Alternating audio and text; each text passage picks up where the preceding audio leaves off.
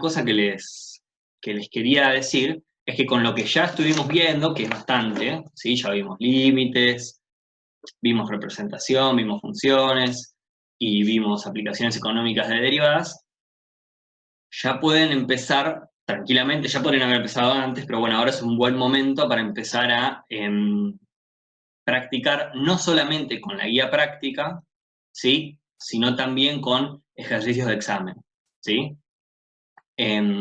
La gracia es que a partir de este punto, más o menos, la guía práctica como que ya no se adecúa del todo bien a lo que nosotros queremos dar, así que para estas clases de ahora en adelante yo voy a reposar bastante menos en la guía que lo que estuvimos haciendo hasta ahora, que fue prácticamente hacer los ejercicios de la guía, y vamos a empezar a dedicarnos casi exclusivamente a hacer modelos de examen, ¿sí? Agarrar un ejercicio parcial, que ya hicimos varios igual, algunos ni siquiera les dije, pero eran de parcial, ¿sí? Vamos entonces a agarrar el ejercicio de parcial y vamos a practicar directamente con eso para ir a practicar justamente eso. Los ejercicios de parcial están en el sitio, les voy a compartir pantalla. Acá está el sitio, en la solapa de material obligatorio, ¿sí? Tienen, bueno, la lista de los libros, los índices teóricos, el índice de teóricos. Acá este documento de algunos puntos teóricos, ya que estamos, les comento, es re importante, ¿sí? Acá tienen algunas demostraciones y, bueno, cosas que les pueden llegar a evaluar. Más adelante vamos a entrar a este documento para ver algunas cosas en particular.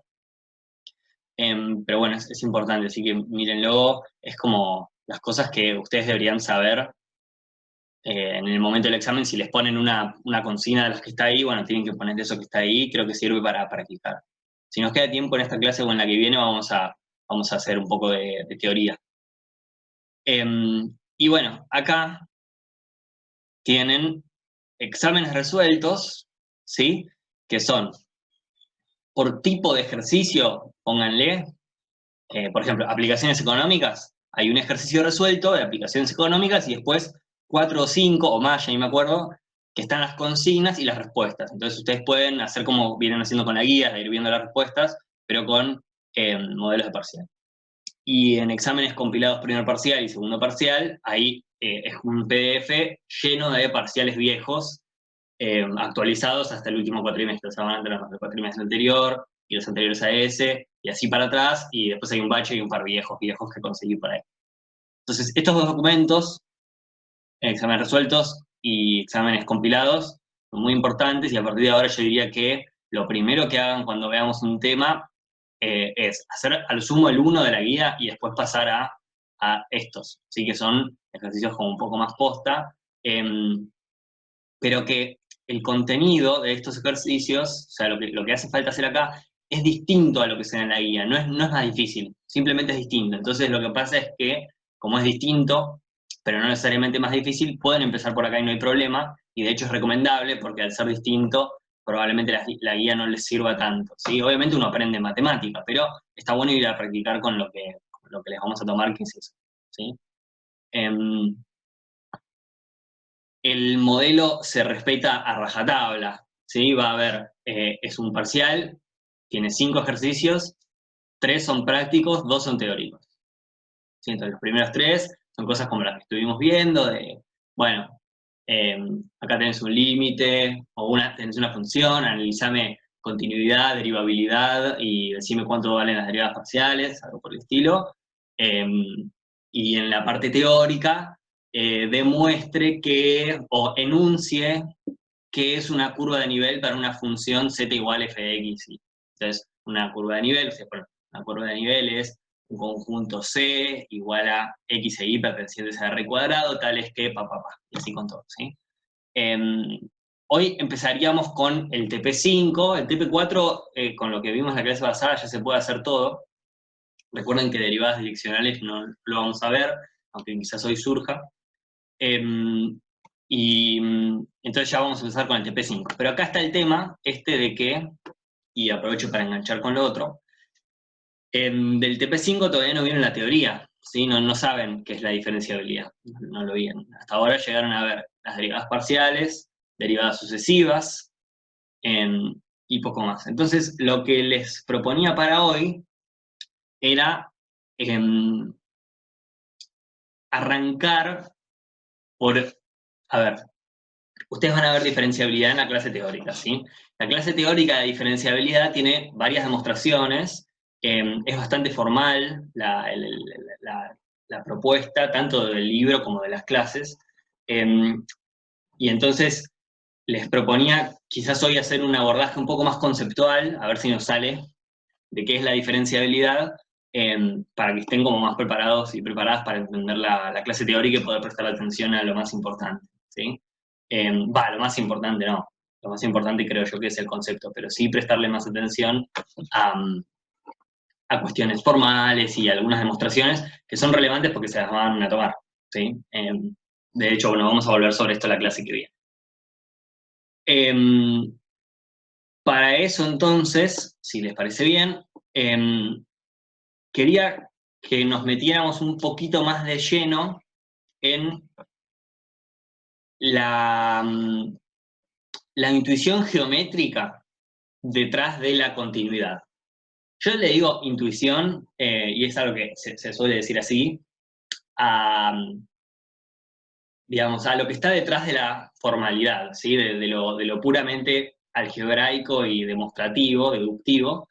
Uno muchas veces puede tener como ideas que te ayudan a ilustrar los conceptos, y bueno, a todas esas ideas las resumo en el concepto de intuición. Es como una forma de decir, bueno, creo que va por acá o por allá. De la misma manera que se enseña que una derivada uno la puede pensar como un cambio en una variable, ¿sí? Eso es una intuición, en realidad no está bien eso. Una derivada no es un cambio en una variable, una derivada es el límite cuando h tiende a 0 de bla, bla, bla.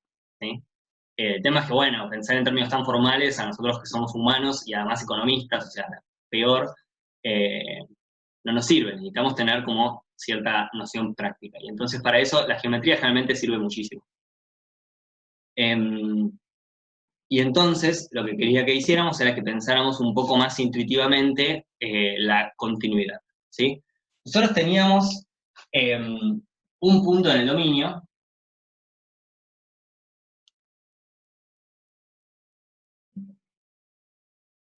teníamos un punto que era nuestro punto de análisis. A ver, ¿sí? ¿Se llega a ver ahí? Más. Entonces teníamos este punto, ¿sí? Y decíamos que lo que hacíamos siempre que tomábamos un punto de análisis era estudiar qué pasaba con una función en el entorno de ese punto, ¿no? Y entonces muchas veces lo graficamos como con un circulito alrededor del punto, que no me quedo muy en el medio, pero ¿se entiende? ¿Sí? Y nos fijamos qué pasaba por ahí, ¿no? Y vimos que en este punto tiene una imagen asociada, ¿no? Que si yo la quisiera graficar, tendría que sacar un eje de acá, ¿no? Sacar el eje y marcar cuánto vale la función, cuánto vale esa superficie en este punto, ¿sí? Yo voy a hacer acá un diagrama, un R3, este es el eje Y, X, Z. Imagínense que tenemos por acá, primero voy a graficar la superficie. Imagínense que tenemos un objeto, ¿sí? Esto es una superficie cualquiera, la dibujé así como un fantasmita porque puede tener cualquier forma, ¿sí?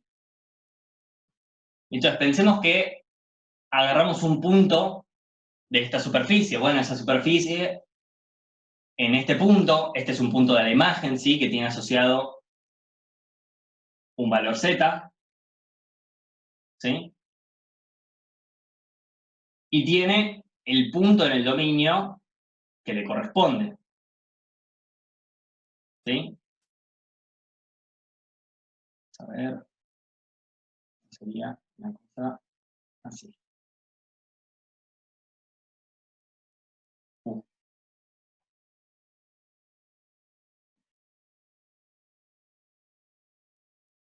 Ahí está. Y le graficamos esa misma circunferencia, ¿sí? Entonces este punto que está acá me costó un poco graficarlo, este punto, ¿sí? Es este punto, ¿se ve? Y esto, entonces lo que estoy graficando es el dominio, y ese mismo punto tiene asignado un punto en la imagen de la función, que es lo que, digamos, está representado por esta superficie, ¿sí? Hasta acá, digamos, no debería haber nada tan nuevo, es todas cosas que vimos en funciones, ¿sí? Acá obviamente hay una distancia para atrás, ¿sí? Y, a ver qué quería decir yo de esto. Bueno, creo que más nada. Imagínense ahora, esto es un diagrama que yo voy a utilizar seguido, ¿sí? Ah, bueno, lo que quería poner era que esto de acá es f de AB. Y esto es f de AB, es cuánto vale la función en el punto AB. ¿Sí? Es la imagen. Imagínense que yo ahora este eje, ¿sí? El eje Z, como me incomoda un poco graficarlo así en vertical, lo hago acá. ¿Sí? Entonces tengo acá el eje Z, es lo mismo, ¿no? Es como que lo despinché de acá y lo acosté, pero es el mismo eje, ¿sí? Entonces tengo un punto, vamos a hacerlo acá, que es f de AB, ¿sí? Que es la imagen de este punto, ¿no? Es la imagen de ese punto. Como que agarro la función, la evalúo ahí, bueno, me da algo a lo largo del eje real Z, ¿sí? Entonces, ¿qué era que una función fuera continua? Bueno, una función fuera continua era que el límite cuando xy tiende a b de la función f de xy sea igual a f de ab, ¿no? Entonces, cuando hacemos el límite, cuando xy tiende a b, estamos diciendo que estamos en puntos que están en el entorno del punto de análisis, ¿no es cierto? Y que están tendiendo, se están acercando a este punto y vimos que en límites dobles se acercan por cualquiera de los caminos posibles, ¿sí? Entonces, yo puedo estar en cualquier otro punto de acá, voy a hacer esto un poco más, ¿sí? Yo puedo estar en un punto por acá, lo voy a hacer vacío. Un punto ahí, ¿no? Y de este punto yo como que está dentro de un camino a través del cual me estoy acercando al punto de análisis, ¿sí? Este punto, que está cerca del punto de análisis, pero que no es el punto de análisis, es el punto XY. ¿Sí? Vamos acá, la X, y por acá, la Y. ¿Sí? Y tiene asociado también, al igual que este otro punto, una imagen. Esa imagen, la de este punto,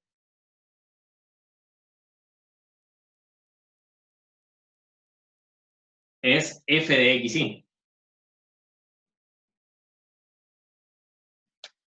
¿Sí? ¿Se ve esto? Yo estoy en el dominio, en el entorno de un punto, y me voy acercando al punto, tanto el punto en donde yo estoy parado, por así decirlo, que es este que se mueve, ¿sí? Que se está acercando al punto de análisis, como el punto de análisis, ambos tienen su imagen asociada, y su imagen es un número, un valor en el eje Z, ¿sí?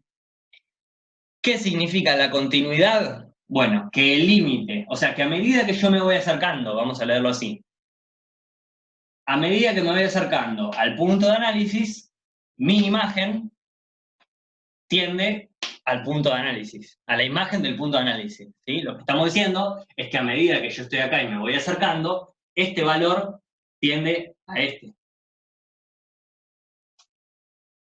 ¿Se ve? ¿Se entiende? Yo no sé si lo habían pensado de esta manera, pero me parece que es una buena forma de pensarlo. En R3 lo que estaríamos diciendo es que si yo estoy por acá, ¿sí?, en un punto cerca del punto de análisis, podríamos pensar que la imagen es esta, ¿no?